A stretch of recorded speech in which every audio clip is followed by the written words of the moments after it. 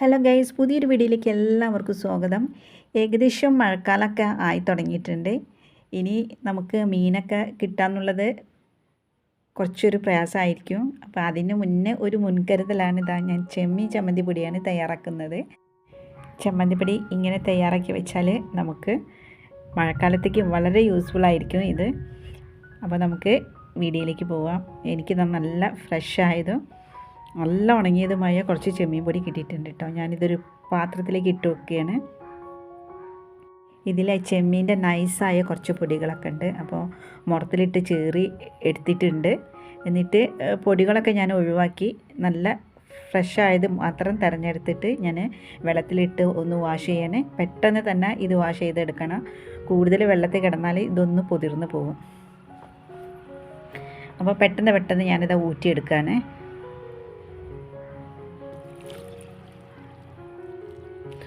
അങ്ങനെ എല്ലാം ഞാനിത് ഒരു തരപ്പലേക്ക് ഇട്ടിട്ടുണ്ട്. ഇനി നമുക്കിത് നന്നാക്കി തുറന്നതിന് ശേഷം ഒരു പാത്രത്തിലേക്ക് പരത്തിയിട്ടിട്ട് നേരിട്ട് വെയിലത്ത് ഉണക്കാം. നല്ല വെയിലാണ് പുറത്ത്. ഏകദേശം ഒരു 2 മണിക്കൂർ കൊണ്ട് തന്നെ ചെമ്മീനൊക്കെ ഉണങ്ങി സെറ്റായി വന്നിട്ടുണ്ട്. ഇനി നമുക്ക് പൊടി ഉണ്ടാക്കാൻ തുടങ്ങാം. ഞാൻ 3/4 കപ്പാണ് ചെമ്മീനാണ് എടുത്തിട്ടുള്ളത്, മുഴുവൻ എടുത്തിട്ടില്ല.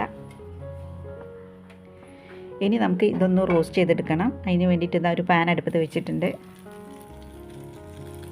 പാന് നന്നാക്കി ചൂടായതിന് ശേഷം ഞാനിത് ഒരു സ്പൂണ് വെളിച്ചെണ്ണ ഒഴിച്ചു കൊടുത്തിട്ടുണ്ട്.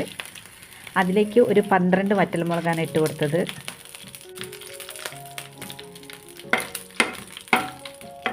വറ്റൽമുളക് നന്നാക്കി റോസ്റ്റ് ആയതിന് ശേഷം നമുക്കിത് മാറ്റി വയ്ക്കാം.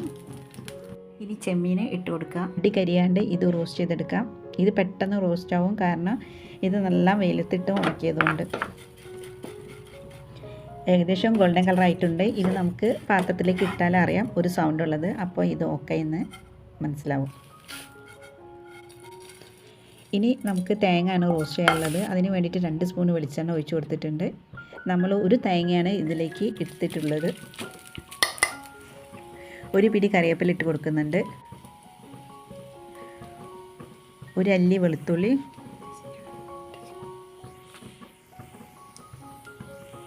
കുറച്ച് ചുവന്നുള്ളി ഇട്ട് കൊടുത്തിട്ടുണ്ട്. അത് ഞാൻ നടു കട്ട് ചെയ്തിട്ടാണ് ഇട്ട് കൊടുക്കുന്നത്.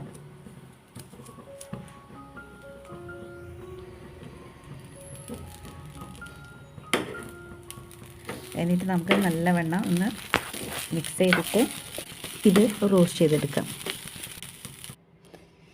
ഇനി ഞാനിതിലേക്ക് കുറച്ച് പുളി ആഡ് ചെയ്ത് കൊടുക്കുന്നുണ്ട്. ജസ്റ്റ് ഒരു നെല്ലിക്കൻ്റെ അത്ര വലിപ്പമുള്ള പുളിയാണ് ഇട്ട് കൊടുക്കുന്നത്. അപ്പം നമ്മുടെ തേങ്ങ ഏകദേശം ഇവിടെ സെറ്റായിട്ടുണ്ട്. ഇനി ഞാൻ ഇതിലേക്ക് 1 സ്പൂണ് മുളക് പൊടി ഇട്ട് കൊടുക്കുന്നുണ്ട്. കാരണം വറ്റൽമുളകിന് കുറച്ച് എരിവ് കുറവാണ്. 1 സ്പൂണ് വെളിച്ചെണ്ണയും കൂടെ ആഡ് ചെയ്തിട്ട് ഇതൊന്നുകൂടെ നന്നാക്കി മിക്സ് ചെയ്യുക. മുളകിൻ്റെ പച്ചമണം പോയി കഴിഞ്ഞതിന് ശേഷം നമുക്ക് ഗ്യാസ് എല്ലാം ഓഫാക്കി വയ്ക്കുക. അതാ നമ്മുടെ തേങ്ങ എല്ലാം ചൂടാറിയിട്ടുണ്ട്. ഇത് നമുക്ക് കുറേശ്ശെ മിക്സിൻ്റെ ജാറിലേക്ക് ഇട്ട് കൊടുക്കാം. നമ്മുടെ വെള്ളം മിക്സിയിലുണ്ടെങ്കിലൊക്കെ നന്നാക്കി തുടച്ചിട്ട് മാറ്റാം. ആദ്യം മുളകാണ് ഞാൻ ഇട്ട് കൊടുക്കുന്നത്.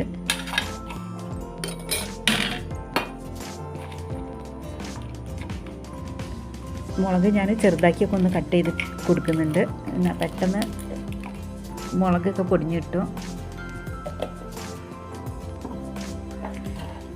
ഇനി അതിലേക്ക് ഞാൻ തേങ്ങ കുറേശ്ശെ ഇട്ട് കൊടുക്കുകയാണ്.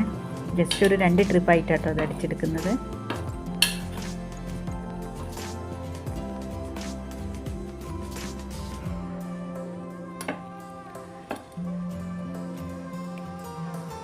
അപ്പോൾ ഇത് അതിനെ പൊടിച്ചെടുത്തിട്ടുണ്ട്.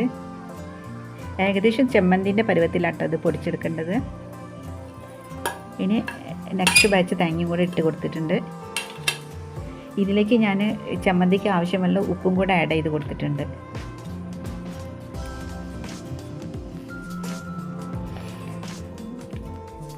അവസാനമായിട്ട് നമുക്ക് ചെമ്മീൻ മിക്സിൻ്റെ ജാറിലേക്ക് ഇട്ട് കൊടുക്കാം. ഇത് ജസ്റ്റ് ഒന്ന് ക്രഷ് ചെയ്തെടുത്താൽ മതി. തേങ്ങ നമ്മൾ നന്നാക്കി പൊടിച്ചെടുത്തിട്ടുണ്ട്.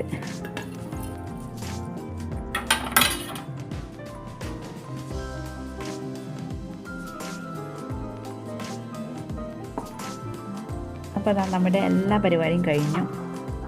ഇനി ഇത് തേങ്ങയിലേക്ക് ഇട്ട് കൊടുത്തിട്ട് നന്നാക്കി മിക്സ് ചെയ്ത് കൊടുക്കുക. കൈ കൊണ്ട് തന്നെ നന്നാക്കി കുഴച്ചെടുക്കുക.